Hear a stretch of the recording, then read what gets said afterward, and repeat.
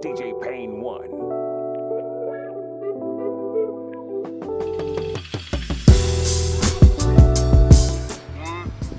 West world, it's your boy Young YC, Young Cal, coming straight at y'all with another special edition of CALi. Right now I'm honored, to come to the soil and visit one of my new favorite R&B artists. You could call him the face of R&B. And he doesn't need an introduction in my opinion, but I'm gonna let him give himself one anyway. How y'all doing?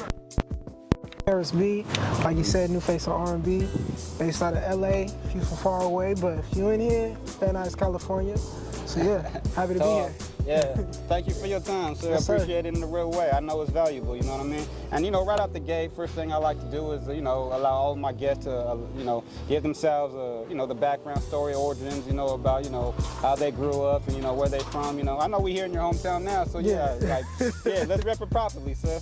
Well, shit, I grew up here, Van Nuys, California, but I moved all around, like, growing up. I lived in Palmdale, Pacoima, Koreatown, all over, but Van Nuys is home.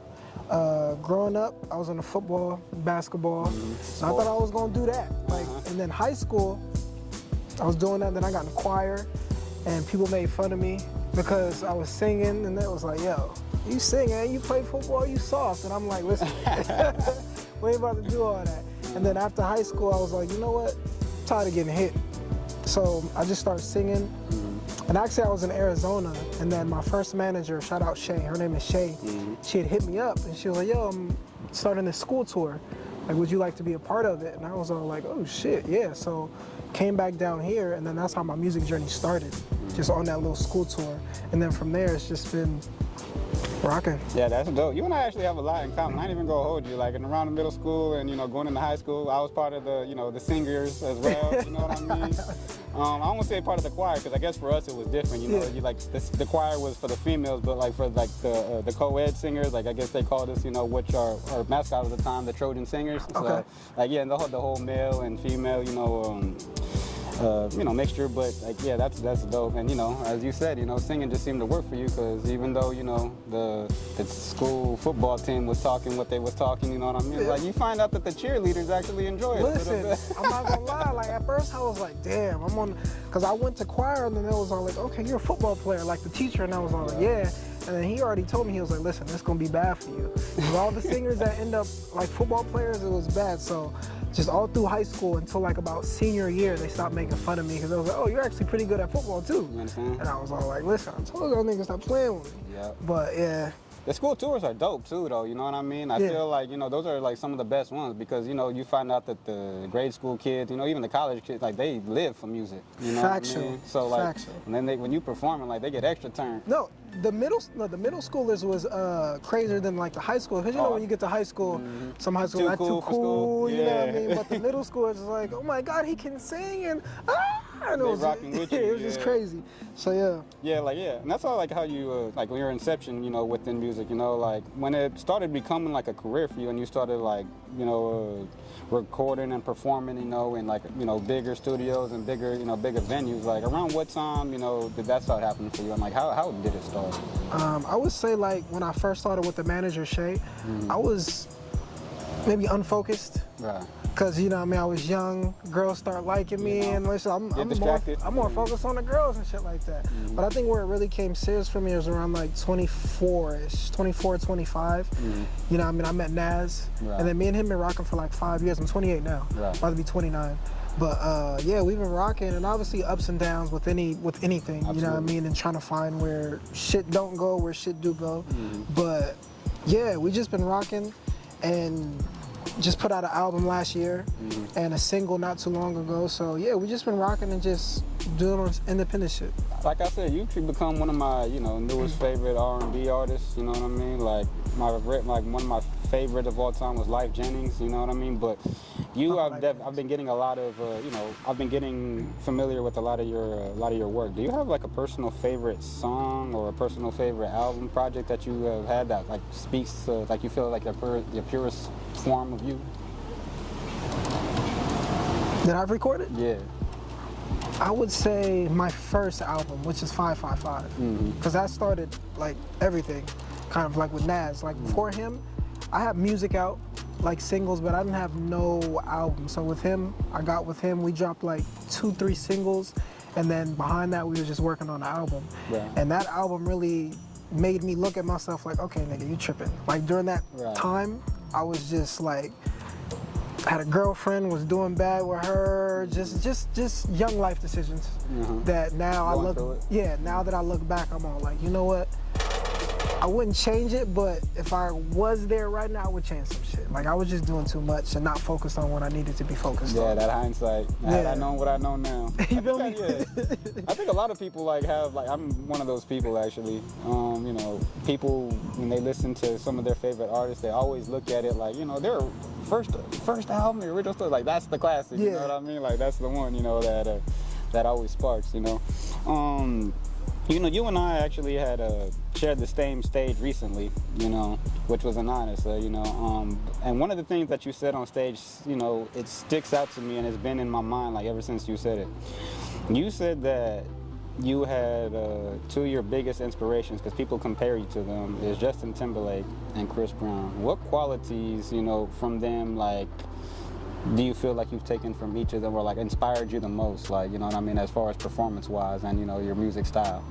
I would say Chris. I grew up off of Chris.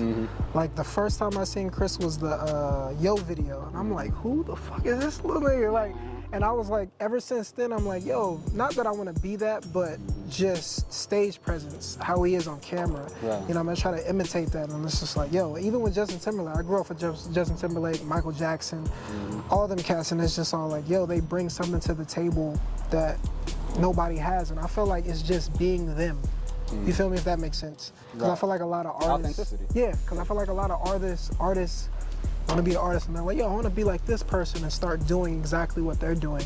And it's just like, I feel like with Chris, he came out the gate just him. And that's what I was like, you know what?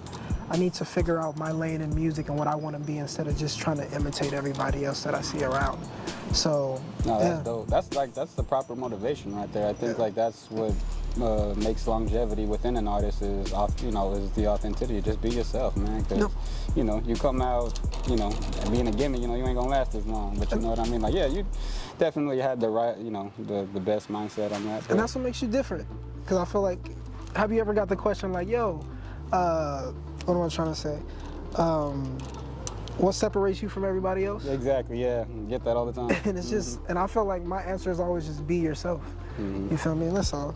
So yeah, I feel like, you know, you definitely had you definitely worked your point to the point to you where you've earned the right to say, you know, you are the new face of R&B. Like, you know what I mean? As far as I'm considering, like, yeah, I'll salute it. And the thing about it is as the new face of R&B, I just wanted to know, like, what is something within the genre of R&B that you would like to see more or less of in today's music? Well, now, I feel like more love. Like, I feel like not enough R&B singers is talking about love, or maybe ones that I can see. Right. You know what I mean? Because there probably is people that are doing their love shit, but I just feel like now it's more of like, fuck this bitch, fuck this bitch. Let me pull up on a trick. Let me hit it real quick. Yeah. Like, and it's not like back in the day. It's like you turn on any artist that was doing R&B. It was more about love, passion. Like, niggas is pleading for their girls back, dancing in the rain. Like, you don't see that no more. So I would say that. Yeah, that's definitely like, you know, the stuff that we grew up on, you know, the stuff that we were used to, and then yeah, like I definitely see like but that's not something that's just in R&B. Like that's a lot in all the genres of music. Yeah, if we can bring that back, you know what I mean? Like, yeah, I feel like there would be a little bit more of you know, old songs that, you know, you can walk down the aisle to. You feel me? Yeah. Just the realness of the music. Like, I was talking to one of my friend's dad today, and he was all like, yo, the music today is like crazy. It's like, it's no feeling in it no more. You know what I mean? So I feel like, so I feel like with my music, you're gonna get some feeling, and you're gonna get a perspective. It's like, I feel like my music makes you think about yourself and how you feel. You know what I mean? So definitely, yeah.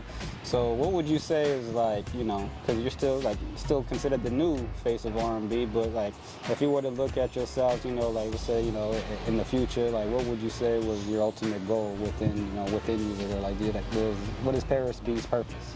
Man, that was a good question. I feel like my purpose is, I don't know, to tell my story. and tell it in a way to where, because I've been through a lot just growing up,